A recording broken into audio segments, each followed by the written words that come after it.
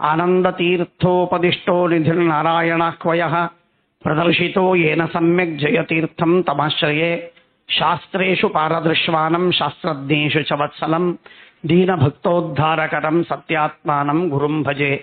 ಶ್ರೀ ಗುರುಭ್ಯೋ ನಮಃ. ಹರಿ ಓಂ. ನಿನ್ನೆ ದಿವಸ ಭಗವಂತನ ಸ್ವಾತಂತ್ರ್ಯದ ಬಗ್ಗೆ ಒಂದೆರಡು ಮಾತುಗಳನ್ನು ತಿಳಿದಿದ್ದೆವು. ಇವತ್ತು ಜೀವರ ದತ್ತ ಸ್ವಾತಂತ್ರ್ಯದ ಬಗ್ಗೆ ಕೆಲವು ಮಾತುಗಳನ್ನು ತಿಳಿಯೋಣ. ದತ್ತ ಸ್ವಾತಂತ್ರ್ಯ ಅಂತನ್ನುವುದು ಸ್ವಾತಂತ್ರ್ಯದ ಬಗ್ಗೆ ಹೇಳಬೇಕಾದದ್ದು ನೂರಾರಲ್ಲ, ಸಾವಿರಾರಲ್ಲ, ಅಪಾರವಾದ ಇಡೀ ಜಗತ್ತೇ ಭಗವಂತನ ಸ್ವಾತಂತ್ರ್ಯಕ್ಕೆ ವಿಷಯವಾದದ್ದು, ಭಗವಂತನ ಸ್ವಾತಂತ್ರ್ಯಕ್ಕೆ ಪಕ್ಕಾದದ್ದು, ಭಗವಂತನ ಸ್ವಾತಂತ್ರ್ಯಕ್ಕೆ ತುತ್ತಾದದ್ದು. ಹಾಗಾಗಿ ಭಗವಂತನ ಸ್ವಾತಂತ್ರ್ಯಕ್ಕೆ ಜಗತ್ತು ಮಾತ್ರವಲ್ಲ, ಭಗವಂತನ ಸ್ವಾತಂತ್ರ್ಯಕ್ಕೆ ಭಗವಂತನ ಸ್ವರೂಪವನ್ನು ಹಿಡಿದು ಪರಮಾತ್ಮನ ಅಸ್ತಿತ್ವ, ಪರಮಾತ್ಮನ ಗುಣಗಳು, ಪರಮಾತ್ಮನ ಶಕ್ತಿ, ಪರಮಾತ್ಮನ ಕ್ರಿಯೆ, ಪರಮಾತ್ಮನ ಮಹಾತ್ಮ್ಯ ಅವೆಲ್ಲವೂ ಭಗವಂತನ ಸ್ವಾತಂತ್ರ್ಯಕ್ಕೆ ವಿಷಯವಾದದ್ದೇ. ಹಾಗಾಗಿ ಭಗವಂತನ ಸ್ವಾತಂತ್ರ್ಯಕ್ಕೆ ವಿಷಯವಾಗದಿದ್ದದ್ದು ಯಾವುದೂ ಇಲ್ಲ. ಪರಮಾತ್ಮ ಸ್ವತಂತ್ರ, ತನಗೆ ತಾನು ಅಧೀನನಾಗಿದ್ದಾನೆ ಎನ್ನುವ ಮಾತಿನಿಂದಾಗಿ ಪರಮಾತ್ಮನಿಗೆ ಸ್ವಾತಂತ್ರ್ಯವನ್ನು ನಾವು ಹೇಳ್ತೇವೆ. ಪರಮಾತ್ಮನ ಸ್ವಾತಂತ್ರ್ಯ ಎಂದು ಹೇಳಿದ ಮೇಲೆ ಜೀವರಿಗೆ ಸ್ವಾತಂತ್ರ್ಯವಿದೆ ಅಂತನ್ನುವುದನ್ನು ಇದನ್ನು ತಿಳಿಯುವ ಪ್ರಯತ್ನವನ್ನ ಮಹಾಸ್ವಾಮಿಗಳವರ ಆಚಾರ್ಯರ ಅನುಗ್ರಹದಿಂದ, ಎಲ್ಲ ಗುರುಗಳ ಶ್ರೀಮದಾಚಾರ್ಯರ ಪರಮಾತ್ಮನ ಅನುಗ್ರಹದಿಂದ ಒಂದೆರಡು ಮಾತುಗಳನ್ನು ಹೇಳುವ ಪ್ರಯತ್ನವನ್ನು ಮಾಡ್ತೇನೆ. ತುಂಬ ಗಹನವಾದ ವಿಷಯ, ನಿಧಾನವಾಗಿ ಹೇಳುವ ಪ್ರಯತ್ನ ಮಾಡ್ತೇನೆ. ಅತ್ಯಂತ ಗಮನ ಕೊಟ್ಟು ಅದನ್ನು ಕೇಳಿ ತತ್ವವನ್ನು ತಿಳಿಯಬೇಕು. ದತ್ತ ಸ್ವಾತಂತ್ರ್ಯ ಅಂತನ್ನುವ ಶಬ್ದಕ್ಕೆ ಅರ್ಥವೇನು? ಪರಮಾತ್ಮ ಸ್ವತಂತ್ರನಾಗಿದ್ದಾನೆ, ಭಗವಂತನನ್ನು ಬಿಟ್ಟು ಇನ್ಯಾರೂ ಸ್ವತಂತ್ರರಲ್ಲ ಅನ್ನುವ ಮಾತನ್ನು ನಿನ್ನೆ ದಿವಸ ತಿಳಿದದ್ದಾಗಿದೆ. ಪರಮಾತ್ಮನಿಗೆ ಸ್ವಾತಂತ್ರ್ಯ ಎಷ್ಟಿದೆ? ಅನಂತವಾಗಿದೆ, ಅನುಪಮವಾಗಿದೆ, ನಿರವಧಿಕವಾಗಿದೆ. ಜೀವರಿಗೆ, ಲಕ್ಷ್ಮ್ಯಾದಿ ದೇವತೆಗಳಿಗೆ ಸ್ವಾತಂತ್ರ್ಯ ಎಷ್ಟಿದೆ? ಎಷ್ಟೂ ಸ್ವಾತಂತ್ರ್ಯವಿಲ್ಲ, ಅಣುಮಾತ್ರವಾದ ಸ್ವಾತಂತ್ರ್ಯವಿಲ್ಲ. ಪರಮಾತ್ಮ ಕೊಟ್ಟ ಸ್ವಾತಂತ್ರ್ಯ ಅನ್ನುವ ಮಾತು ಇದು ಹೇಗೆ ಸಮಂಜಸವಾಗ್ತದೆ ಅನ್ನುವ ಮಾತು ಪ್ರಶ್ನೆ ಬಂದಾಗ ಅದಕ್ಕೆ ಭಗವದ್ಗೀತಾ ತಾತ್ಪರ್ಯದಲ್ಲಿ ಶ್ರೀಮದಾಚಾರ್ಯರು ನಾನು ನಿನ್ನೆ ಹೇಳಿದಂತೆ ನಕರ್ತೃತ್ವಂ ನಕರ್ಮಾಣಿ ಲೋಕಸ್ಯ ಸಜತಿ ಪ್ರಭು ನಕರ್ಮ ಫಲ ಸಂಯೋಗಂ ಸ್ವಭಾವಸ್ತು ಪ್ರವರ್ತತೆ. ದಯಮಾಡಿ ಯಾರು ಮಾತಾಡಬೇಡ್ರಿ ಅಂತ ನಾವು ಹೇಳಿದ್ದನ್ನು ಕೇಳ್ತೇವೆ. ಅಲ್ಲಿ ಪರಮಾತ್ಮ ಯಾವ ರೀತಿಯಾಗಿ ರಾಜ, ಮಾಂಡಲಿಕ ರಾಜರಿಗೆ, ಪ್ರದೇಶದ ರಾಜರಿಗೆ ಹೇಗೆ ಅವರವರಿಗೆ ಅಧಿಕಾರವನ್ನ, ಸ್ವಾತಂತ್ರ್ಯವನ್ನು ಕೊಡ್ತಾನೋ ಆ ರೀತಿಯಾಗಿ ಪರಮಾತ್ಮ ಜೀವರಿಗೆ ಸ್ವಾತಂತ್ರ್ಯವನ್ನು ಕೊಡ್ತಾನೆ ಅಂತನ್ನುವ ಮಾತೇ ಸರ್ವಥಾ ಸುಳ್ಳು, ಸರ್ವಥಾ ಇಲ್ಲ ಅಂತನ್ನುವಲ್ಲಿ ದತ್ತ ಸ್ವಾತಂತ್ರ್ಯವನ್ನು ನಿಷೇಧ ಮಾಡ್ತಾರೆ ಶ್ರೀಮದಾಚಾರ್ಯ. ಅಲ್ಲಿ ದತ್ತ ಸ್ವಾತಂತ್ರ್ಯವನ್ನು ನಿಷೇಧ ಮಾಡಿದ ಮೇಲೆ ಮತ್ತೆ ದತ್ತ ಸ್ವಾತಂತ್ರ್ಯವನ್ನು ಒಪ್ಪುವುದು ಹೇಗೆ ಅನ್ನುವ ಪ್ರಶ್ನೆ ಬರ್ತದೆ. ಅದಕ್ಕಾಗಿ ನಿನ್ನೆ ನಾನು ಹೇಳಿದೆ, ಸ್ವಾತಂತ್ರ್ಯ ಎನ್ನುವಂತಹದ್ದು ಏನು? ಸತ್ತ, ಪ್ರತೀತಿ, ಪ್ರವೃತ್ತಿಗಳಲ್ಲಿ ಪರ ಅನಪೇಕ್ಷತ್ವ, ಇನ್ನೊಬ್ಬ ಯಾರನ್ನೂ ಅಪೇಕ್ಷಿಸದೇನೆ, ಯಾರ ಅನುಗ್ರಹವಿಲ್ಲದೆ, ಯಾರ ಇಚ್ಛೆಯ ಇಲ್ಲದೆ, ನಮ್ಮ ಭಾಷೆಯಲ್ಲಿ ಹೇಳುವುದಾದರೆ ಯಾರ ಹಂಗಿಲ್ಲದೆ, ಯಾರ ಹಂಗೂ ಇಲ್ಲದೆ ನನಗೆ ಅಸ್ತಿತ್ವ, ನನಗೆ ಗುಣಗಳು, ನನಗೆ ಕ್ರಿಯೆ ಮಾಡುವ ಶಕ್ತಿ, ಸಾಮರ್ಥ್ಯಗಳಿದೆ ಅಂತಾದರೆ ಸ್ವತಂತ್ರ. ಇನ್ನೊಬ್ಬರ ಹಂಗಿನಿಂದ, ಇನ್ನೊಬ್ಬರ ಅನುಗ್ರಹದಿಂದ, ಇನ್ನೊಬ್ಬರ ಇಚ್ಛೆಯಿಂದ ನಾನು ಕ್ರಿಯೆಯನ್ನು ಮಾಡುವಂತಾದರೆ ಆಗ ಅದು ದತ್ತ ಸ್ವಾತಂತ್ರ್ಯ. ಪರಮಾತ್ಮ ನಮ್ಮಲ್ಲಿ ಏನು ಮಾಡ್ತಾ ಇದ್ದಾನೆ ಅದೆಲ್ಲ ನಿಜವಾಗಿ ನೋಡಿದರೆ ಅಸ್ವಾತಂತ್ರ್ಯವೇ ದತ್ತ ಸ್ವಾತಂತ್ರ್ಯ. ಏನಿದು ಸ್ವಾತಂತ್ರ್ಯ ಅಂತ ಯಾಕೆ ಕರೀತಾರೆ ಅನ್ನುವುದಕ್ಕೆ ಶ್ರೀಮಠೀಕಾಕೃತ್ಪಾದರು ಅದಕ್ಕಾಗಿ ಹೇಳೋದು, ವಿಜಯದಾಸರು ಹೇಳಿದಂತೆ ಈ ಮುನಿ ಒಲಿದರೆ ಅವನೇ ಭಾಗ್ಯವಂತ ಅಂತ. ಆ ಶ್ರೀಮದ್ ಟೀಕಾಕೃತ್ಪಾದರ ಗ್ರಂಥ ಓದಿದರೆ ಮಾತ್ರ ಈ ತತ್ವಗಳೆಲ್ಲ ನಮಗೆ ಸ್ಪಷ್ಟವಾಗುವಂತಹದ್ದು. ಹಾಗಾಗಿ ಶ್ರೀಮದಾಚಾರ್ಯರ ವಾಕ್ಯಗಳಿಗೆ ವ್ಯಾಖ್ಯಾನವನ್ನು ಮಾಡುವಾಗ ಟೀಕಾಕೃತ್ಪಾದರು ಹೇಳ್ತಾರೆ, ಕಾರಕಾಂತರ ಅಪ್ರಯೋಜ್ಯತ್ವ. ಒಬ್ಬ ಮನುಷ್ಯ ಒಂದು ಕಾರ್ಯವನ್ನ ಮಾಡ್ತಾ ಇದ್ದಾನೆ ಅಂತನ್ನಿ, ಒಬ್ಬ ಮನುಷ್ಯ ನಾನು ಪೆನ್ನನ್ನ ಕೈಯಲ್ಲಿ ಹಿಡಿದು ಬರಿತಾ ಇದ್ದೇನೆ ಅಂತನ್ನುವಾಗ ಆ ಪೆನ್ನನ್ನ ಕೈಯಲ್ಲಿ ಹಿಡಿದು ಬರಿತಾ ಇರುವ ಸಂದರ್ಭದೊಳಗೆ ಪೆನ್ನು ನನ್ನನ್ನ ಉಪಯೋಗಿಸಿತೋ, ಪೆನ್ನು ನನ್ನನ್ನ ಉಪಯೋಗಿಸಿತೋ ಅಥವಾ ನಾನು ಪೆನ್ನನ್ನ ಉಪಯೋಗಿಸಿದೆನೋ, ನಾನು ಪೇಪರ್ ಉಪಯೋಗಿಸಿದೆನೋ ಅಥವಾ ಪೇಪರ್ ನನ್ನನ್ನು ಬಳಸಿತೋ ಎಂದು ನಾವು ಪ್ರಶ್ನೆಯನ್ನ ಮಾಡಿಕೊಂಡಾಗ, ಪೇಪರ್ ನನ್ನನ್ನು ಬಳಸಲಿಲ್ಲ, ನಾನು ಪೇಪರನ್ನು ತೆಗೆದುಕೊಂಡೆ. ಪೆನ್ನು ನನ್ನನ್ನು ಉಪಯೋಗಿಸಲಿಲ್ಲ, ನಾನು ಪೆನ್ನನ್ನು ಉಪಯೋಗಿಸಿದೆ. ಆದ್ದರಿಂದ ಕಾರಕಾಂತರ, ಏನೇನು ಒಂದು ಕ್ರಿಯೆ ಬರೆಯುವುದು ಎಂಬ ಕ್ರಿಯೆಗೆ ಬೇಕಾಗಿರುವ ಎಷ್ಟೆಷ್ಟು ಸಲಕರಣೆಗಳು, ಕರಣ ಉಪಕರಣಗಳಿವೆ, ಅವುಗಳನ್ನೆಲ್ಲ ಉಪಯೋಗಿಸುವವನು ಕರ್ತೃ. ಅಡಿಗೆ ಮಾಡುವವನು ಸೌಟು ಉಪಯೋಗಿಸ್ತಾನೆ ಹೊರತು ಸೌಟು ಅಡಿಗೆಯವನನ್ನು ಉಪಯೋಗಿಸುವುದಿಲ್ಲ. ಹಾಗಾಗಿ ಜ್ಞಾನ ಇಚ್ಛೆಗಳನ್ನ ಪಡೆದು ಈ ವಿಧವಾದ ರೀತಿಯಲ್ಲಿ ನಾನಾ ವಿಧವಾದ ಕರಣ ಉಪಕರಣಗಳನ್ನ ಉಪಯೋಗಿಸುವವನು ಜೀವ. ಆದ್ದರಿಂದ ಜೀವನಿಗೆ ಕರ್ತ ಅಂತ ಕರೀತಾರೆ. ಇದೇ ಕರ್ತ ಅಂತನ್ನುವುದನ್ನ ಪಾಣಿನಿ ಸ್ವತಂತ್ರ ಕರ್ತ ಎಂಬ ಸೂತ್ರದಿಂದ ಹೇಳಿದ. ಆದ್ದರಿಂದ ಕರ್ತೃತ್ವ ಎನ್ನುವುದು ಸ್ವಾತಂತ್ರ್ಯ ಎನ್ನುವುದಾಗಿ, ಇದು ಪಾಣಿನಿ ಹೇಳಿದ ಮಾತು ಮಾತ್ರವಲ್ಲ, ಭಾಮತೀಕಾರರು ಹೇಳುವ ಮಾತು ಮಾತ್ರವಲ್ಲ, ವಾಕ್ಯಪದೀಯದಲ್ಲಿ ಮಾತ್ರವಲ್ಲ, ಎಲ್ಲರಿಗೂ ಸಮ್ಮತವಾಗಿರುವಂತಹದ್ದು. ಹಾಗಾಗಿ ಟೀಕಾಕೃತ್ಪಾದರು ಆ ಮಾತನ್ನ ಪರಿಪೂರ್ಣವಾಗಿ ಒಡಂಬಟ್ಟು ಅದನ್ನು ಅಲ್ಲಿ ನಮೂದಿಸ್ತಾರೆ. ಕಾರಕಾಂತರ ಅಪ್ರಯೋಜ್ಯತ್ವ ಎನ್ನುವಂಥದ್ದು. ಕಾರಕಾಂತರ ಅಪ್ರಯೋಜ್ಯತ್ವ ಇಷ್ಟೇ ಅಲ್ಲ, ಕಾರಕಾಂತರ ಪ್ರಯೋಕ್ತೃತ್ವ ಅನ್ನುವುದು ಅವನಿಗೆ ಉಂಟು. ಆದ್ದರಿಂದಾಗಿ ಪೆನ್ನನ್ನು ತೆಗೆದುಕೊಳ್ತಾನೆ, ಕಾಗದವನ್ನು ತೆಗೆದುಕೊಳ್ತಾನೆ, ಟೇಬಲ್ ಹತ್ರ ಇಟ್ಕೊಳ್ತಾನೆ, ದೀಪವನ್ನು ಹಚ್ಚಿಕೊಳ್ತಾನೆ, ಆಮೇಲೆ ಬರಿತಾನೆ. ಆದ್ದರಿಂದ ಇವನಿಗೆ ಈ ವಿಧವಾದಂತಹ ಏನೊಂದು ಕರ್ತೃತ್ವವಿದೆಯಲ್ಲ, ಇದು ಸ್ವಾತಂತ್ರ್ಯವಿದೆ. ಸ್ವಾತಂತ್ರ್ಯವೆಂದರೆ ಏನಾಯ್ತು? ಈ ಎಲ್ಲ ನಾನಾ ವಿಧವಾದ ಉಪಕರಣಗಳನ್ನು ಉಪಯೋಗಿಸುವ ಶಕ್ತಿ, ನಾನಾ ವಿಧವಾದ ಕ್ರಿಯೆಯನ್ನು ಮಾಡುವ ಶಕ್ತಿಯ ಜೊತೆಗೆ ಆ ಕ್ರಿಯೆಯನ್ನ ಮಾಡುವುದಕ್ಕಾಗಿ ಬೇಕಾಗಿರುವಂತಹ ಉಪಕರಣಗಳನ್ನೆಲ್ಲ ಬಳಸುವ ಶಕ್ತಿ. ಆ ಬಳಸುವ ಶಕ್ತಿ ಏನಿದೆಯೋ ಅದು ಸ್ವಾತಂತ್ರ್ಯ. ಆ ವಿಧವಾದಂತಹ ಸ್ವಾತಂತ್ರ್ಯ ಜೀವನಿಗೆ ಉಂಟು. ಅಂದ್ರೆ ಕರ್ತೃತ್ವವೇ ಸ್ವಾತಂತ್ರ್ಯ, ಸ್ವಾತಂತ್ರ್ಯವೇ ಕರ್ತೃತ್ವ. ಸ್ವಾತಂತ್ರ್ಯ ಕರ್ತೃತ್ವಗಳೆರಡೂ ಕೂಡ ಬೇರೆಯಾದದ್ದಲ್ಲ. ಇಲ್ಲಿ ಈ ಅರ್ಥದಲ್ಲಿ ಸ್ವಾತಂತ್ರ್ಯ ಮತ್ತು ಕರ್ತೃತ್ವಗಳೆರಡೂ ಒಂದೇ, ಅತ್ಯಂತ ಅಭಿನ್ನವಾದದ್ದು. ಸ್ವಾತಂತ್ರ್ಯೇಣ ಕರ್ತೃತ್ವ ಎನ್ನುವುದು ಬೇರೆ. ಸ್ವಾತಂತ್ರ್ಯೇಣ ಕರ್ತೃತ್ವ ಎಂದರೆ ದೇವರ ಉಪಕಾರವಿಲ್ಲದೆ, ದೇವರ ಇಚ್ಛೆ ಇಲ್ಲದೆ, ದೇವರ ಅನುಗ್ರಹವಿಲ್ಲದೇನೆ ತಾನು ಬರೆಯುವುದು ಸಾಧ್ಯವಾದರೆ ಸ್ವಾತಂತ್ರ್ಯೇಣ ಕರ್ತೃತ್ವ ಬಂದಂತೆ. ದೇವರ ಉಪಕಾರ ಅನುಗ್ರಹ ಅವನ ಇಚ್ಛೆ ಇಲ್ಲದೆ ನೀವು ಯಾರು, ಲಕ್ಷ್ಮೀದೇವಿಯು ಏನೂ ಬರೆಯಲು ಸಾಧ್ಯವಿಲ್ಲ, ಏನೂ ಮಾಡಲು ಸಾಧ್ಯವಿಲ್ಲವಾದ್ದರಿಂದಾಗಿ ಸ್ವಾತಂತ್ರ್ಯೇಣ ಕರ್ತೃತ್ವ ಸರ್ವಥಾ ಯಾವ ಜೀವರಿಗೂ ಇಲ್ಲ ಎಂದು ಹೇಳುವ ಮಾತು ಸಮಂಜಸವೇ. ಹಾಗಾಗಿ ಈ ವಿಧವಾದ ಸ್ವಾತಂತ್ರ್ಯವೇನಿದೆಯೋ ಈ ಸ್ವಾತಂತ್ರ್ಯವನ್ನು ಗೀತಾಭಾಷ್ಯದ 18ನೇ ಅಧ್ಯಾಯದಲ್ಲಿ ಜ್ಞಾನಂ ನೇಯಂ ಪರಿಧ್ಯಾತ ತ್ರಿವಿಧ ಕರ್ಮಚೇತನ ಅಂತನ್ನುವ ಮಾತಿನಲ್ಲಿ ಹೇಳುವಾಗ ಟೀಕಾಕರ್ತಾದರು ಅತ್ಯದ್ಭುತವಾಗಿ ಜೀವರಾಶಿಗಳಿಗೆ ಯಾವ ರೀತಿಯಾಗಿ ಅಸ್ತಿತ್ವ ಎನ್ನುವುದು ಅನಾದಿ ಕಾಲದಿಂದ ಸಿದ್ಧವಾದದ್ದು, ಆ ರೀತಿಯಾಗಿ ಜೀವರಿಗೆ ಜ್ಞಾನ, ಇಚ್ಛೆ, ಪ್ರಯತ್ನ ಎನ್ನುವಂತಹ ಏನೊಂದು ಕರ್ತೃತ್ವವಿದೆ, ಸ್ವಾತಂತ್ರ್ಯವೆಂಬ ಕರ್ತೃತ್ವವಿದೆ, ಅದು ಅನಾದಿಯಿಂದ ಸಿದ್ಧವಾದ.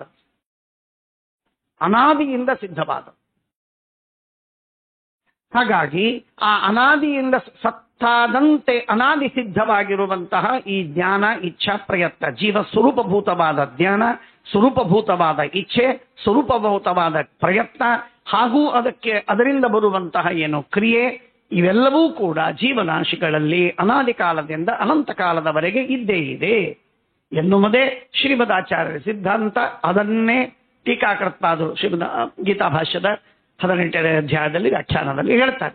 ಹಾಗಾಗಿ ಜೀವರಿಗೆ ಈ ಸ್ವಾತಂತ್ರ್ಯ ಕರ್ತೃತ್ವ ಎನ್ನುವುದು ದತ್ತ ಎಂದರೆ ಯಾವುದೋ ಒಂದು ದಿನ, ಒನ್ ಫೈನ್ ಮಾರ್ನಿಂಗ್ ಅಂತಂದಂತೆ ಒಂದು ದಿನ ದೇವರು ಕೊಟ್ಟ ಅಂತ ಸರ್ವಥಾ ಅಲ್ಲ.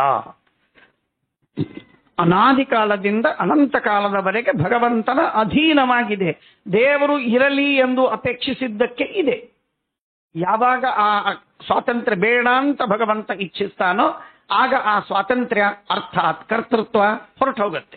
ಅಂದರೆ ಅವನು ಜ್ಞಾನ, ಇಚ್ಛೆ, ಪ್ರಯತ್ನ ಇವುಗಳನ್ನು ಯಾವುದನ್ನು ಪಡೆಯದೆ ಉಳಿದು ಬಿಡುತ್ತಾನೆ ಜಡವಾದ ಕಲ್ಲಿನಂತೆ. ಅದು ದೇವರು ಕಲ್ಲಾಗಲಿ ಅಂತ ಅಪೇಕ್ಷಿಸಿದರೆ ಕಲ್ಲಾಗ್ತಾನೆ, ಕಲ್ಲಾಗಲಿ ಅಂತೂ ಅಪೇಕ್ಷಿಸದೆ ಶಶವಿಷಾಣದಂತೆ ಅಸತ್ಯನಾಗಲಿ ಅಂದರೆ ಅವನು ಇವ್ಯಾಪೊರೇಟ್ ಆಗ್ತಾನೆ, ಅವನು ಉಳಿಯೋದೇ ಇಲ್ಲ. ಜೀವನ ಗುಣಗಳೂ ಉಳಿಯೋದಿಲ್ಲ, ಜ್ಞಾನೇಚ್ಛಾ ಪ್ರಯತ್ನಗಳು. ಈ ಎಲ್ಲ ಮಾತುಗಳನ್ನು ಕೂಡ ಬುದ್ಧಿರ್ಜ್ಞಾನಂ ಅಸಮ್ಮೋಹ ಕ್ಷಮ ಸತ್ಯಂ ದಮಃ ಶಮಃ ಸುಖಂ ದುಃಖಂ ಭವೋ ಭಾವ ಭಯಂಚ ಅಭಯಮೇವ ಚ ಅಹಿಂಸಾ ಸಮತಾ ತುಷ್ಟಿ ತಪೋ ದಾನಂ ಯಶೋ ಅಯಶಃ ಭವಂತಿ ಭಾವಾ ಭೂತಾನಾಂ ಮತ್ತ ಏವ ಪೃಥಗ್ವಿಧಾಃ ಅಂತ ಕೃಷ್ಣ ಗೀತೆಯಲ್ಲಿ ಹೇಳಿದ್ದಾನೆ. ಆ ಮಾತನ್ನ ಶ್ರೀಮದಾಚಾರ್ಯರು ಒಂದು ಮಾತಿನಲ್ಲಿ ಹೇಳ್ತಾರೆ. ನನಗೆ ತುಂಬ ಪ್ರೀತಿಯ ಶ್ಲೋಕವಾದ್ದರಿಂದ ಮತ್ತೊಮ್ಮೆ ಹೇಳ್ತೇನೆ ಅದನ್ನ.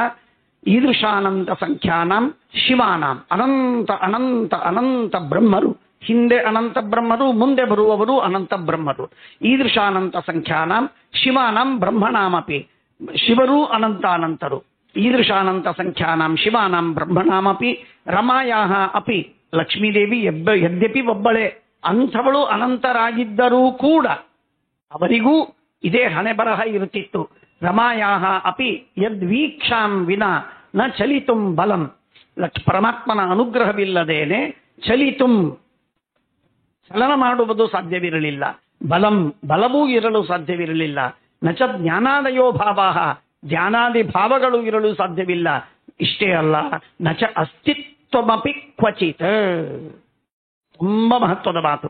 ಅಸ್ತಿತ್ವವೂ ಇರ್ತಿರಲಿಲ್ಲ, ಎಕ್ಸಿಸ್ಟೆನ್ಸೇ ಇರ್ತಿರಲಿಲ್ಲ, ಬದುಕುವುದೇ ಸಾಧ್ಯವಿರಲಿಲ್ಲ. ಬದುಕುವುದು ಅಂತ ಕನ್ನಡದಲ್ಲಿ ಶಬ್ದವನ್ನು ಅನ್ನಬೇಕು.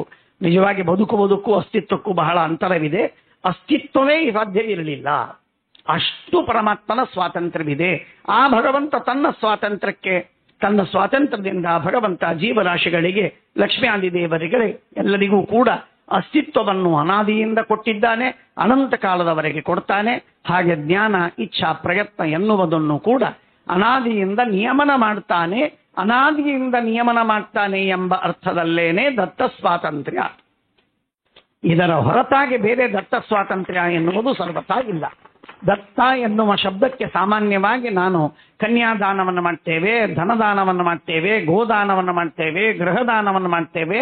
ಹಾಗೆ ಅದು ಯಾವುದೋ ಒಂದು ಕಾಲದಲ್ಲಿ ನಾವು ಅವರಿಗೆ ನನ್ನ ಅಧೀನವಾಗಿರುವಂತಹ ಹಣಕಾಸು ಭೂಮಿಗಳನ್ನ ಇನ್ನೊಬ್ಬರ ಅಧೀನವಾಗಿ ಮಾಡುವಂತೆ ಭಗವಂತ ಮಾಡುವುದಲ್ಲ.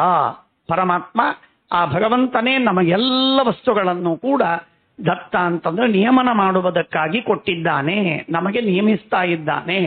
ಅದು ಹುಟ್ಟಿದ್ದಲ್ಲ, ನಾಶವಾಗುವುದಲ್ಲ. ಹುಟ್ಟಿಸುವುದಿಲ್ಲ ದೇವರು, ನಾಶಗೊಳಿಸುವುದೂ ಇಲ್ಲ. ನಾಶ ಮಾಡುವುದಕ್ಕೆ ಸಾಮರ್ಥ್ಯವಿದೆ ಪರಮಾತ್ಮನಿಗೆ, ಆದರೆ ನಾಶ ಮಾಡುವುದಿಲ್ಲ, ಸತ್ಯ ಸಂಕಲ್ಪನಾದದ್ದರಿಂದ.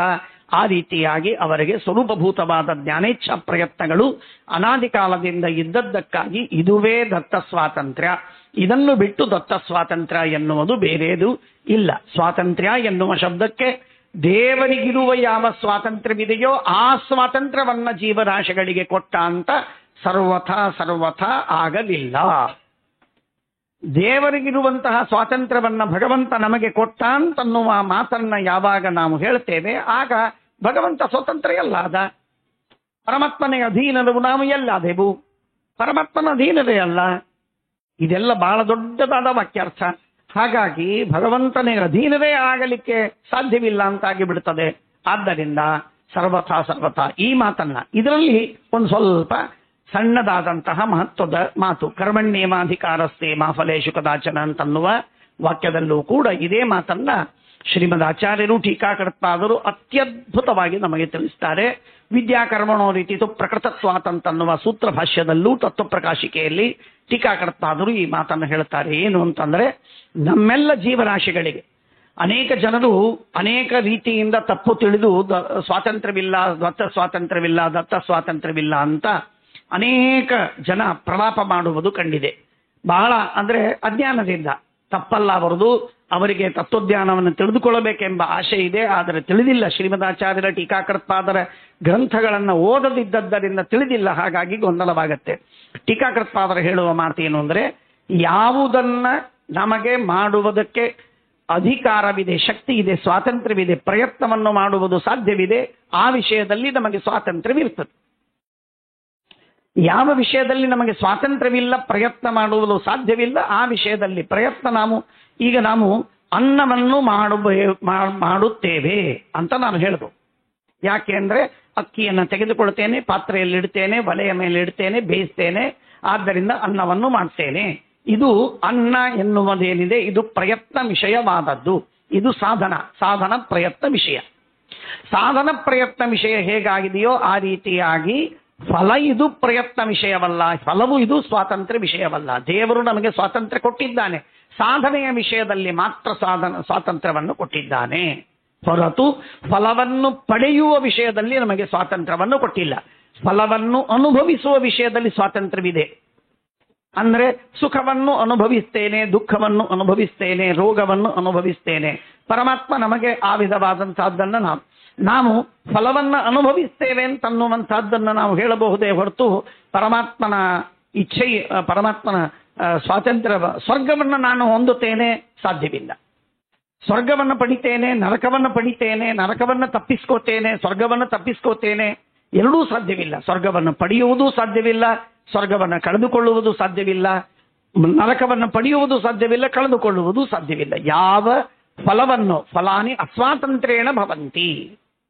ಶ್ರೀಮದ್ ಆಚಾರ್ಯರ ಅತ್ಯಂತ ಅದ್ಭುತವಾದಂತಹ ಸೂಕ್ಷ್ಮ ದೃಷ್ಟಿಗಳಿವೆಲ್ಲ, ಅತ್ಯಂತ ಅದ್ಭುತವಾದ ಪರಮಾತ್ಮ ವಿಷ್ಣು ಸರ್ವೋತ್ತಮ ಅಂತನ್ನುವಂತಹ ತತ್ವಗಳು ಹೇಗೆ, ಹಾಗೆ ಅವುಗಳೆಲ್ಲದಕ್ಕೂ ಬೇಸಿನಲ್ಲಿ ಫಂಡಮೆಂಟಲಿ ಈ ಎಲ್ಲವೂ ಈ ಎಲ್ಲ ತತ್ವಗಳು ಅಡಕವಾಗಿವೆ. ಹಾಗಾಗಿ ಆ ವಿಷ್ಣು ಸರ್ವೋತ್ತಮತ್ವಾದಿ ತತ್ವಗಳು ಅತ್ಯಂತ ಭದ್ರವಾಗಿವೆ, ಏನು ತೊಂದರೆ ಇಲ್ಲ.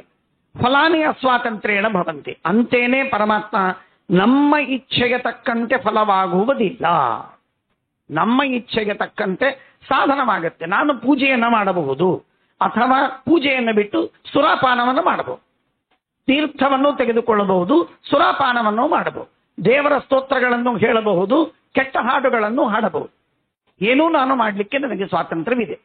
ಅದು ದೇವರು ಕೊಟ್ಟ ಸ್ವಾತಂತ್ರ್ಯ, ದತ್ತ ಸ್ವಾತಂತ್ರ್ಯ. ಯಾವುದಕ್ಕೆ ಕೊಟ್ಟ ದೇವರು? ಸಾಧನೆಗಳಿಗೆ, ಯಾವುದಕ್ಕೆ ಕೊಟ್ಟ? ಕ್ರಿಯೆಯನ್ನ ಮಾಡುವುದಕ್ಕೆ, ಹೊರತು ಫಲವನ್ನು ಪಡೆಯುವುದಕ್ಕಾಗಲ್ಲ. ಆದ್ದರಿಂದಲೇನೆ ಮಾ ಫಲೇಶು ಕದಾಚನ, ಫಲದ ವಿಷಯದಲ್ಲಿ ಸ್ವಾತಂತ್ರ್ಯವಿಲ್ಲ ಅಂತ ಹೇಳುವ ಪ್ರಸಕ್ತಿಯೇ ಇಲ್ಲ. ಅದಕ್ಕಾಗಿಯೇ ಟೀಕಾಕರ್ತ ಶ್ರೀಮದಾಚಾರ್ಯರು ಫಲ ಕಾಮನಾಯಾಮ್, ಫಲದ ಇಚ್ಛೆಯನ್ನು ಮಾಡುವಲ್ಲಿ ಸ್ವಾತಂತ್ರ್ಯವಿಲ್ಲ ಎಂದು ಹೇಳಬೇಕೇ ಹೊರತು ಫಲದವನ್ನು ಪಡೆಯುವಲ್ಲಿ ನಿನಗೆ ಸ್ವಾತಂತ್ರ್ಯವಿಲ್ಲ ಅಂತ ದೇವರು ಹೇಳಿದ್ದೇ ಅಲ್ಲ ಅಂತಂತಾರೆ ವ್ಯಾಖ್ಯಾನವನ್ನು ಮಾಡುವಾಗ. ಹಾಗಾಗಿ ನಾವು ಯಾವುದೇ, ಈಗ ನಾವು ಮನೆಯನ್ನ ನಾನು ಕಟ್ಟಿಸ್ತೇನೆ ಅಂತನ್ನುವಾಗಲೂ ಕೂಡ ಮನೆಯನ್ನು ಕಟ್ಟಿಸುವುದು ಸಾಧನ. ಮನೆಯನ್ನು ಕಟ್ಟಿಸುವ ಸಾಧನೆಯಲ್ಲಿ ನನಗೆ ಸ್ವಾತಂತ್ರ್ಯ ಉಂಟು. ಒಂದು ಊರಿನಿಂದ ಇನ್ನೊಂದು ಊರಿಗೆ ಹೋಗುವುದಕ್ಕೆ ಸ್ವಾತಂತ್ರ್ಯವಿದೆ, ಸ್ವಿಟ್ಜರ್ಲೆಂಡಿಗೆ ಹೋಗುವುದಕ್ಕೆ ಸ್ವಾತಂತ್ರ್ಯವಿದೆ, ಅದು ಸಾಧನ. ಆದರೆ ಸುಖವನ್ನು ಪಡೆಯುವುದಕ್ಕೆ ನನಗೆ ಸ್ವಾತಂತ್ರ್ಯವಿಲ್ಲ. ನನಗೆ ದೇವರು ಸುಖವನ್ನು ಕೊಡಬೇಕು, ದೇವರು, ದೇವತೆಗಳು, ವಾಯುದೇವರು ಇತ್ಯಾದಿಗಳು ಸುಖವನ್ನು ಕೊಡಬೇಕು. ಕೊಟ್ಟಾಗ ನಾನು ಸುಖವನ್ನು ಅನುಭವಿಸಬಲ್ಲೆ. ದುಃಖವನ್ನು ನಾನು ಪಡೆಯಲು ಸಾಧ್ಯವಿಲ್ಲ, ಯಾಕೆಂದ್ರೆ ದುಃಖವೂ ಫಲವೇ. ಹಾಗಾಗಿ ದುಃಖವೆಂಬ ಫಲವನ್ನು ಅನುಭವಿಸುವುದಕ್ಕೂ ನನಗೆ ಸ್ವಾತಂತ್ರ್ಯವಿಲ್ಲ. ನಾವು ಮುಳ್ಳು ಚುಚ್ಚಿಕೊಳ್ಳುವುದಕ್ಕೆ ನನಗೆ ಸ್ವಾತಂತ್ರ್ಯವಿದೆ, ಅದು ಸಾಧನ. ಮುಳ್ಳು ಚುಚ್ಚಿಕೊಳ್ಳುವುದಕ್ಕೆ ನನಗೆ ಸ್ವಾತಂತ್ರ್ಯವಿದೆ, ದುಃಖವಾಗುವುದಕ್ಕೆ, ದುಃಖ ಪಡುವುದಕ್ಕೆ ಸ್ವಾತಂತ್ರ್ಯವಿಲ್ಲ. ನಾನು ಒಳ್ಳೆ ಹಾಸಿಗೆ ಮೇಲೆ ಮಲಗುವುದಕ್ಕೆ ನನಗೆ ಸ್ವಾತಂತ್ರ್ಯವಿದೆ, ಆದರೆ ಆನಂದವನ್ನು ಅನುಭವಿಸುವುದಕ್ಕೆ ಸ್ವಾತಂತ್ರ್ಯವಿಲ್ಲ. ಮುಳ್ಳಿನ ಮೇಲೆ ಮಲಗುವುದಕ್ಕೆ, ಕೆಂಡದ ಮೇಲೆ ಮಲಗುವುದಕ್ಕೆ ನನಗೆ ಸ್ವಾತಂತ್ರ್ಯವಿದೆ. ಕೆಂಡವನ್ನು ಹಾಸಿಕೊಳ್ತೇನೆ, ಅದರ ಮೇಲೆ ಮಲಗ್ತಾರೆ. ಕೇರಳದಲ್ಲಿ ಅಲ್ಲಿ ಇಲ್ಲಿ ಅವೆಲ್ಲ ಜಲ್ಲಿಕಟ್ಟು ಇತ್ಯಾದಿ ಕೇಳಿದ್ದೀರಿ. ಹಾಗಾಗಿ ಅವೆಲ್ಲ ವಿಧವಾದ ಸಾಧನಗಳಲ್ಲಿ ಸ್ವಾತಂತ್ರ್ಯವಿದೆ. ಯಾವುದರಲ್ಲಿ ಸ್ವಾತಂತ್ರ್ಯವಿಲ್ಲ? ದುಃಖವನ್ನು ಅನುಭವಿಸುವಲ್ಲಿ ಸ್ವಾತಂತ್ರ್ಯವಿಲ್ಲ. ಇದು ನಮ್ಮ ಮನಸ್ಸಿನಲ್ಲಿ ಈ ತತ್ವ ಎಲ್ಲಿಯವರೆಗೆ ನಮಗೆ ಸ್ಪಷ್ಟವಾಗುವುದಿಲ್ಲ ಅಲ್ಲಿಯವರೆಗೆ ಎಲ್ಲ ಬೇಕಾರ್. ಅಂದ್ರೆ ಈ ಮಾತುಗಳೇನಿವೆಯಲ್ಲ, ಶ್ರೀಮದಾಚಾರ್ಯರು ಅತ್ಯಂತ ಮಹತ್ವದ ಸಿದ್ಧಾಂತವಾಗಿ ನಮಗೆ ತಿಳಿಸಿಕೊಟ್ಟಿದ್ದಾರೆ. ಅದನ್ನ ಇಲ್ಲಿ ಹೇಳ್ತಾರೆ, ವಿದ್ಯಾಕರ್ಮಣೋ ಇತಿತು ಪ್ರಕೃತತ್ವಾತ್ ನಚ ಸಾಧನೆ ಸ್ವಾತಂತ್ರ್ಯಾಭ್ಯುಪಗಮೇಪಿ ಫಲೇಪಿ ತತ್ಸ್ಯಾದಿತಿ ಯುಕ್ತಂ. ಸಾಧನೆ ವಿಧಿ ಸದ್ಭಾವಾತ್ ಫಲೇ ತದಭಾವಾಚ್ಚ. ಫಲದಲ್ಲಿ ವಿಧಿ ಇಲ್ಲ. ಸಾಧನೆಯನ್ನು ಮಾಡು ಅಂತ ಹೇಳಿ ವಿಧಿ ಇದೆ, ಯಜ್ಞವನ್ನು ಮಾಡು. ಅರೆ ಯಜ್ಞವನ್ನು ಮಾಡುವಂತ ವಿಧಿಯನ್ನ ಮಾಡಲು ಬೇಕಾದರೆ ಅವನಿಗೆ ಸ್ವಾತಂತ್ರ್ಯ ಬೇಕಲ್ಲ. ಸ್ವಾತಂತ್ರ್ಯವಿದ್ದರೆ ಯಜ್ಞವನ್ನ ವಿಧಾನ ಮಾಡಲು ಬರುತ್ತೆ, ಇಲ್ಲದಿದ್ರೆ ಬರೋದಿಲ್ಲ. ಹಾಗಾಗಿ ಅದಕ್ಕೆ ಸ್ವಾತಂತ್ರ್ಯ ಬೇಕಲ್ಲ. ಹೌದು, ಆದ್ದರಿಂದಲೇನೆ ಜೀವನಿಗೆ ಸ್ವಾತಂತ್ರ್ಯವಿದೆ. ಯಜ್ಞವನ್ನು ಮಾಡು, ದೇವರ ಪೂಜೆಯನ್ನು ಮಾಡು, ಶಾಸ್ತ್ರವನ್ನು ಓದು, ಕೆಟ್ಟ ಕರ್ಮವನ್ನು ಮಾಡಬೇಡ ಇತ್ಯಾದಿ ವಿಧಿ ನಿಷೇಧಗಳೆರಡಕ್ಕೂ ಕೂಡ ಮೂಲಭೂತವಾಗಿ ಜೀವನ ಸ್ವಾತಂತ್ರ್ಯ. ಜೀವನ ಸ್ವಾತಂತ್ರ್ಯವಿದ್ದರೆ ಆಗ ವಿಧಿ ನಿಷೇಧಗಳನ್ನು ಮಾಡಲು ಬರುತ್ತದೆ. ವಿಧಿ ನಿಷೇಧಗಳನ್ನು ಮಾಡಬರಬೇಕಾದರೆ ಸ್ವಾತಂತ್ರ್ಯವಿರಬೇಕು. ಸ್ವಾತಂತ್ರ್ಯವಿಲ್ಲದಿದ್ದರಿಂದ ವಿಧಿ ನಿಷೇಧ ಫಲವನ್ನು ವಿಧಾನ ಮಾಡಿ ಬರುವುದಿಲ್ಲ. ನೀನು ಸುಖವನ್ನು ಅನುಭವಿಸು ಅಂತ ಹೇಳಿ ಬರುವುದಿಲ್ಲ, ಯಾರಿಗೂ ವಿಧಾನ ಮಾಡಲಿಕ್ಕೆ ಸಾಧ್ಯವೇ ಇಲ್ಲ. ಯಾಕೆ ಅಂದ್ರೆ ಅದು ಪುರುಷ ಪ್ರಯತ್ನ ವಿಷಯವಲ್ಲ, ಸಾಧನಕ್ಕೆ ಇದು ಸ್ವಾತಂತ್ರ್ಯಕ್ಕೆ ವಿಷಯವಾದದ್ದಲ್ಲ ಎನ್ನುವಂತಹ ತತ್ವವನ್ನ ಇಲ್ಲಿ ಅದಕ್ಕೆ ಟೀಕಾಕೃತ್ಪಾದರು ಹೇಳಿದ್ರು. ಬಹಳ ಮಹತ್ವದ ಮಾತು. ನಚ ಸಾಧನೆ ಸ್ವಾತಂತ್ರ್ಯಾಭ್ಯುಪಗಮೆ ಫಲೇಪಿ ತತ್ಸ್ಯಾತ್ ಇತಿ ಯುಕ್ತಂ. ಸಾಧನೆ ವಿಧಿ ಸದ್ಭಾವ. ಯಾವ ವಿಷಯದಲ್ಲಿ ವಿಧಿ ಇದೆಯೋ ಅಲ್ಲಿ ಸ್ವಾತಂತ್ರ್ಯವಿರಬೇಕು, ಯಾವ ವಿಷಯದಲ್ಲಿ ಸ್ವಾತಂತ್ರ್ಯವಿದೆಯೋ ಆ ವಿಷಯದಲ್ಲಿ ವಿಧಿಯನ್ನು ಮಾಡಲು ಬರುತ್ತದೆ, ಇಲ್ಲದಿದ್ರೆ ಬರೋದಿಲ್ಲ. ಹಾಗಾಗಿ ಫಲದ ವಿಷಯದಲ್ಲಿ ವಿಧಿ ಇಲ್ಲ, ಫಲದ ವಿಷಯದಲ್ಲಿ ಸ್ವಾತಂತ್ರ್ಯವಿಲ್ಲ, ಭಗವಂತ ಕೊಟ್ಟಿಲ್ಲ. ನಾವು ಸತ್ತ ಮೇಲೆ ಇಂಥಲ್ಲಿ ಹೋಗಬೇಕು ಅಂತನ್ನುವುದಕ್ಕೆ ನಮಗೆ ಸ್ವಾತಂತ್ರ್ಯವಿಲ್ಲ. ಸ್ವರ್ಗಕ್ಕೆ ಕರೆದೊಯ್ದರೆ ಸ್ವರ್ಗಕ್ಕೆ ಹೋಗೋದು, ನರಕಕ್ಕೆ ಕರೆದೊಯ್ದರೆ ನರಕಕ್ಕೆ ಹೋಗೋದು. ಫಲದಲ್ಲಿ ಸ್ವಾತಂತ್ರ್ಯವಿಲ್ಲ, ಆದ್ದರಿಂದ ನಮಗೆ ಸಾಧ್ಯವಿಲ್ಲ. ಹಾಗಾಗಿ ಭಗವಂತ ನಮ್ಮನ್ನ ಕರೆದೊಯ್ತಾನೆ, ಭಗವಂತನಿಗೆ ಸ್ವಾತಂತ್ರ್ಯವಿದೆ. ಆ ಪರಮಾತ್ಮನ ಸಣ್ಣ ಅಚಿಂತ್ಯವಾದಂತಹ ಅನಂತವಾದ ಸ್ವಾತಂತ್ರ್ಯದಿಂದಾಗಿ ದೇವತೆಗಳಿಗೆ ಆ ಶಕ್ತಿಯನ್ನು ಕೊಟ್ಟು ದೇವತೆಗಳಿಂದ ಕರೆದೊಯ್ತಾನೆ.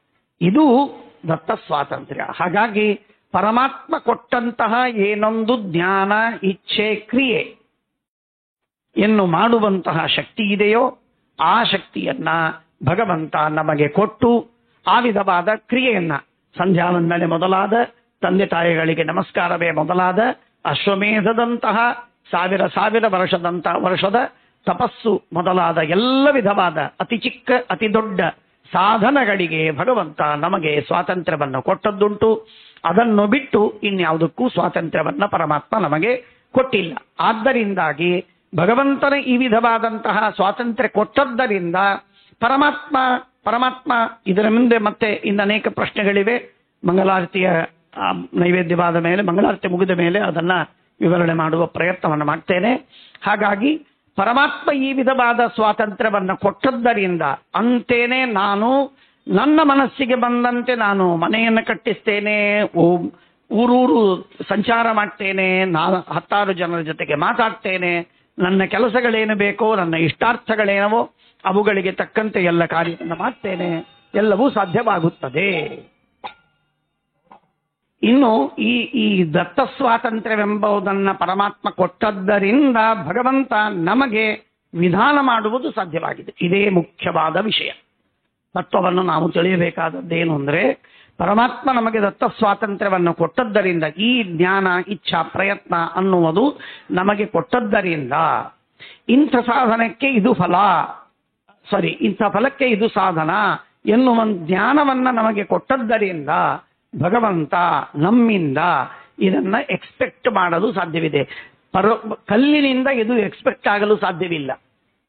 ಕಲ್ಲು ನೀನು ಹೋಗಿ ನಿಂತು ಎಲ್ಲ ಮನೆಯಾಗು ತಯಾರಾಗು ಅಂತ ಹೇಳಿ ಕಲ್ಲಿಗೆ ಹೇಳಲಿಕ್ಕಾಗೋದಿಲ್ಲ. ಅದಕ್ಕೆ ಸಾಧನವೂ ಗೊತ್ತಿಲ್ಲ, ಫಲವೂ ಗೊತ್ತಿಲ್ಲ. ಇಂಥ ಫಲಕ್ಕಾಗಿ ಇಂಥ ಸಾಧನ ಮಾಡಬೇಕು ಅಂತನ್ನುವ ಜ್ಞಾನ ಇಲ್ಲ, ಇಂಥ ಸಾಧನಕ್ಕಾಗಿ ಇಂಥ ಫಲಕ್ಕಾಗಿ ಇಂಥ ಸಾಧನವನ್ನು ಮಾಡಬೇಕೆಂಬ ಇಚ್ಛೆ ಇಲ್ಲ, ಪ್ರಯತ್ನವಿಲ್ಲ. ಆದ್ದರಿಂದ ಕಲ್ಲಿಗೆ ಕರ್ತೃತ್ವವಿಲ್ಲ. ಕಲ್ಲಿಗೆ ಕೇವಲ ವಿಕಾರ, ಜಡವಾದ ವಸ್ತುಗಳಿಗೆ ಕೇವಲ ವಿಕಾರ, ಹೊರತು ಕರ್ತೃತ್ವವಿಲ್ಲ. ಆದರೆ ಜೀವನಿಗೆ ಹಾಗಲ್ಲ, ಜೀವನಿಗೆ ಕರ್ತೃತ್ವವಿದೆ. ಕಾರಣವೇನು ಅಂದರೆ ಜ್ಞಾನ ಇದೆ, ಇಚ್ಛೆ ಇದೆ, ಪ್ರಯತ್ನವಿದೆ. ತಲೆಶೂಲಿ ಆಗಿದೆ, ಅದಕ್ಕಿಂತ ಗೋಲಿ ಪಿಲ್ ತೆಗೆದುಕೊಳ್ಳಬೇಕು ಎಂದಾಗಿ ನಾವು ಹೇಳ್ತೇವೆ. ಇದು ಯಾಕೆ ಸಾಧ್ಯವಾಯಿತು ಅಂದರೆ ಅಲ್ಲಿ ಇಂಥ ಫಲಕ್ಕಾಗಿ ಇದು ಸಾಧನವಾಗಿದೆ ಎಂಬ ತಿಳುವಳಿಕೆ ಆತ್ಮನಿಗೆ, ಜೀವರಿಗೆ ಉಂಟು, ಚೇತನರಿಗೆ ಉಂಟು. ಆದ್ದರಿಂದ ವಿಧಿ. ಈ ಜ್ಞಾನವಿಲ್ಲ, ಆದ್ದರಿಂದ ಕಲ್ಲಿಗೆ ಇಲ್ಲ. ಇನ್ನು ಇದರ ಮುಂದೆ ಒಂದು ಮಹತ್ವದ ಪ್ರಶ್ನೆ ಬರ್ತದೆ. ಆ ಪ್ರಶ್ನೆಗೆ ಉತ್ತರವನ್ನ ನಾವಿನ್ನು ಮತ್ತೊಂದು ನಾವು ತಿಳಿಯಬೇಕಾದದ್ದು. ಹಾಗಾದರೆ ದೇವರು ಈ ವಿಧವಾದ ಸ್ವಾತಂತ್ರ್ಯ ನಮಗಿದ್ದರೂ ಕೂಡ ಪರಮಾತ್ಮ ಪ್ರೇರಣೆ ಮಾಡದೆ ನಾವು ಮಾಡಬಹುದೇ ಎನ್ನುವಂತಹ ಒಂದು ಪ್ರಶ್ನೆ. ಅದು ಎಲ್ಲರಿಗೆ ಕಾಡುವ ಪ್ರಶ್ನೆ. ಇದು ಪ್ರಾಯ ಇದು ಎಲ್ಲ ಕಾಲದಲ್ಲಿ ಇದು ಎಷ್ಟು ಬಾರಿ ಕೇಳಿದರೂ ಯಾರ ತಲೆಗೂ ಇದು ಹೋಗೋದಿಲ್ಲೋ ಏನೋ ಅಂತ ಅನಿಸ್ತಾ ಇದೆ. ಅಂಥ ದುರ್ದೈವದ ಪ್ರಶ್ನೆ ಇದು. ದೇವರು ಪ್ರೇರಣೆ ಮಾಡದೆ ನಾವೇನೂ ಮಾಡಲಾರೆವು. ದೇವರು ಪ್ರೇರಣೆ ಮಾಡಿಲ್ಲ, ಆದ್ದರಿಂದ ನಾನು ದೇವರ ಪೂಜೆ ಮಾಡಿಲ್ಲ, ಸಂಧ್ಯಾ ವಂದನೆ ಮಾಡಿಲ್ಲ, ಸತ್ಕರ್ಮವನ್ನು ಮಾಡಿಲ್ಲ, ಶಾಸ್ತ್ರ ಓದಿಲ್ಲ, ಮುಗಿದೋಯ್ತು, ನನ್ನ ಜವಾಬ್ದಾರಿ ಮುಗೀತಲ್ಲ ಎನ್ನುವುದಾಗಿ ನಾವು ಎಸ್ಕೇಪಿನ ದಾರಿಯನ್ನು ಹಿಡಿತೇವೆ. ಅದಕ್ಕಾಗಿ ಶ್ರೀಮದಾಚಾರ್ಯರು, ಟೀಕಾಕೃತ್ಪಾದರು ಅಥವಾ ಸೂತ್ರಕಾರರು ಸ್ವಯಂ ವೇದವ್ಯಾಸದೇವರು ಈ ಮಾತನ್ನ ನಮಗೆ ಹೇಳ್ತಾರೆ. ಏನು ಹೇಳ್ತಾರೆ ಅದನ್ನು ಟೀಕಾಕೃತ್ಪಾದರು ನಮಗೆ ಇವೆಲ್ಲ ಮಾತುಗಳನ್ನು ತಿಳಿಸುವಾಗ, ಪರಮಾತ್ಮ ಪ್ರೇರಣೆಯಿಂದ ಆಗತ್ತೋ ಪರಮಾತ್ಮನ ಪ್ರೇರಣೆ ಇಲ್ಲದೇನೆ ನಾವೇ ಸ್ವತಂತ್ರವಾಗಿ ಮಾಡಲು ಸಮರ್ಥರಾಗಿದ್ದೇವೋ ಅಂತ ಪ್ರಶ್ನೆ ಬರ್ತದೆ. ಆ ಪ್ರಶ್ನೆಗೆ ಸ್ಪಷ್ಟವಾಗಿ ತಿಳಿದುಕೊಳ್ಳಬೇಕು. ಯಾವ ಕ್ರಿಯೆಯೂ ಕೂಡ ಯಾರ್ಯಾರು ಎಂದೆಂದಿಗೂ ಸ್ವತಂತ್ರವಾಗಿ ಮಾಡಲು ಸಾಧ್ಯವಿಲ್ಲ. ಯಾವ ಕ್ರಿಯೆಯನ್ನು. ಹಾಗಾದ್ರೆ ನೀವು ಯಾಕೆ ವಿಧಾನ ಮಾಡ್ತೀರಿ? ನೀನು ಮಾಡು, ನೀನು ಮಾಡಬೇಡ ಅಂತನ್ನುವ ವಿಧಾನವನ್ನು ಯಾಕೆ ಮಾಡಬೇಕು? ಈ ವಿಧಾನಗಳೆಲ್ಲವೂ ಬಹಳ ಸ್ಪಷ್ಟವಾಗಿ ತಿಳಿದುಕೊಳ್ಳಿ. ನಾನು ನನ್ನ ಮಗನಿಗೆ, ನನ್ನ ಶಿಷ್ಯನಿಗೆ ನಾನು ಹೇಳ್ತೇನೆ, ನೀನು ಅಧ್ಯಯನ ಮಾಡು ಎಂದು, ದೇವರ ಪೂಜೆಯನ್ನು ಮಾಡು ಎಂದು. ಆ ವಿಧಾನ ಮಾಡುವುದು ಕೇವಲ ದೇವರ ಮಾಡಿಸುವ ವ್ಯಾಪಾರದಲ್ಲಿ ನನ್ನ ಮಾತು ಕೇವಲ ಇನ್ಸ್ಟ್ರುಮೆಂಟ್ ಆಗಿದೆ, ಸಾಧನವಾಗಿದೆ, ಉಪಾಯವಾಗಿದೆ. ಮಾಡಿಸುವುದು ದೇವರೇ. ಯಾವ ಕ್ರಿಯೆಯನ್ನು ಯಾರೂ ಮಾಡುವುದಿಲ್ಲ, ಎಲ್ಲ ಕ್ರಿಯೆಯನ್ನು ದೇವರೇ ಮಾಡಿಸು. ಎಷ್ಟು ಪರ್ಸೆಂಟು? ಕೆಲವರೆಲ್ಲ ಹೇಳೋದುಂಟು 90% ಅಲ್ಲ ನಮ್ಮದು, 10% ದೇವರು. ದೇವರು 90%, ನಮ್ಮದು 10%. ರಾಮಾನುಜಾಚಾರ್ಯ ಹೇಳ್ತಾರೆ, ಪ್ರಾರಂಭದಲ್ಲಿ ಬಹಳ ವಿಚಿತ್ರವಾದದ್ದು, ಪ್ರಾರಂಭದ ಕ್ರಿಯೆಗಳನ್ನ ಮಾಡುವಾಗ ಅವನಿಗೆ ಫ್ರೀಡಮ್ ಕೊಟ್ಟಿತು, ದೇವರು ಕೊಟ್ಟು ಬಿಟ್ಟ. ದೇವರು ಕರ್ಮವನ್ನು ಮಾಡಿದ, ಜೀವರು ಕರ್ಮ ಮಾಡಿದ. ಆಮೇಲೆ ಅವನ ಕರ್ಮಕ್ಕೆ ತಕ್ಕಂತೆ ಅವನಿಗೆ ಪ್ರೇರಣೆ ಮಾಡ್ತಾ ಹೋದ ಪರಮಾತ್ಮ ಎನ್ನುವುದು ರಾಮಾನುಜಾಚಾರ್ಯರ ಭಾಷ್ಯದಲ್ಲಿ, ಗೀತಾ ಭಾಷ್ಯದಲ್ಲೂ ಸೂತ್ರ ಭಾಷ್ಯದಲ್ಲೂ ನಿಖರವಾಗಿ ಬರೆದಿದೆ. ಇದು ಸರ್ವಥಾ ಸರಿಯಾದದ್ದಲ್ಲ. ಶ್ರೀಮದಾಚಾರ್ಯ ಅಂತಾರೆ, ಮೊದಲಿನ ಹಂತದಲ್ಲಾದರೂ ಅವನಿಗೆ ಸ್ವಾತಂತ್ರ್ಯ ಉಂಟಾ? ಸ್ವಾತಂತ್ರ್ಯವಿಲ್ಲ. ಆಗ ಸ್ವಾತಂತ್ರ್ಯವಿದೆ ಅಂತ ಅನ್ನೋದಾದ್ರೆ ಮುಂದೆ ಯಾಕೆ ಸ್ವಾತಂತ್ರ್ಯವಿಲ್ಲ ಇತ್ಯಾದಿ ಬೇಕಾದಷ್ಟು ಚರ್ಚೆಗಳಿವೆ. ಹಾಗಾಗಿ ಆ ಜೀವರಾಶಿಗಳಿಗೆ ಎಂದೆಂದಿಗೂ ಭಗವಂತ ಪರಮಾತ್ಮನ ಅಧೀನರಾಗಿಯೇ ಪ್ರಯತ್ನವನ್ನು ಮಾಡುವವರು. ಪರಮಾತ್ಮನ ಅಧೀನರಾಗಿ ಪ್ರಯತ್ನ ಮಾಡ್ತಾರೆ ಅಂತಂದ್ರೆ ಯಾರು ಯಾರಿಗೆ ಹೇಳೋದೇ ಅಗತ್ಯವಿಲ್ಲಲ್ಲ ಅಂತ ತಿಳಿಯಬಾರದು. ಯಾರು ಯಾರಿಗೂ ಹೇಳೋದು ಇದು ಕೇವಲ ನಿಮಿತ್ತವಾಗುತ್ತದೆ. ಉದಾಹರಣೆ ಸತ್ಯಧ್ಯಾನ ತೀರ್ಥರು ಕೊಟ್ಟ ಉದಾಹರಣೆ. ಒಂದು ರೋಡ್ ಕ್ರಾಸ್ ಮಾಡ್ತಾ ಇದ್ದೇನೆ ಅಂತನ್ನಿ. ರೋಡ್ ಕ್ರಾಸ್ ಮಾಡ್ತಾ ಇರುವ ಸಂದರ್ಭದಲ್ಲಿ ದೇವರು ನನ್ನನ್ನು ಕ್ರಾಸ್ ಮಾಡಿಸಬೇಕು ಅಂತ ದೇವರಿಗೆ ಇಚ್ಛೆ ಇದೆ, ನಾನು ಬದುಕಬೇಕು ಅಂತ ಇಚ್ಛೆ ಇದೆ. ನಾನು ಬದುಕಬೇಕು ಅಂತ ಇಚ್ಛೆ ಇದೆ, ರೋಡ್ ಕ್ರಾಸ್ ಮಾಡಬೇಕು ಅಂತ ಇಚ್ಛೆ ಇದೆ. ಲಾರಿ ಬರ್ತಾ ಇದೆ, ಟ್ರಕ್ ಬರ್ತಾ ಇದೆ, ಜೋರಾಗಿ ಬರ್ತಾ ಇರುವಾಗ ಭಾರೀ ಹಾರ್ನ್ ಮಾಡ್ತಾ ಇದ್ದ. ನಾನು ಬದುಕಬೇಕು, ಅದಕ್ಕಾಗಿ ನನ್ನನ್ನು ಕ್ರಾಸ್ ಮಾಡಬೇಕು ಎನ್ನುವ ನಿಮಿತ್ತದಿಂದ ಪರಮಾತ್ಮ ಆ ಹಾರ್ನ್ ಬಾರಿಸಿ, ಆ ಹಾರ್ನ್ ಕೇಳುವಂತೆ ಮಾಡಿ, ಅದನ್ನು ನಿಮಿತ್ತ ಮಾಡಿಕೊಂಡು ನನ್ನನ್ನು ದಾಟಿಸಿದ. ನಾನು ಬದುಕಿದೆ. ಸೊ ನಾನು ದಾಟುವುದು, ನಾನು ಬದುಕುವುದು ಭಗವಂತನಿಗೆ ಬೇಕಾಗಿದ್ದು. ಅದು ಪರಮಾತ್ಮನ ಇಚ್ಛೆ ಇದೆ. ಆದರೆ ಅದನ್ನು ಮಾಡುವುದಕ್ಕೆ ಹಾರ್ನ್ ಇದು ನಿಮಿತ್ತವಾಯಿತು.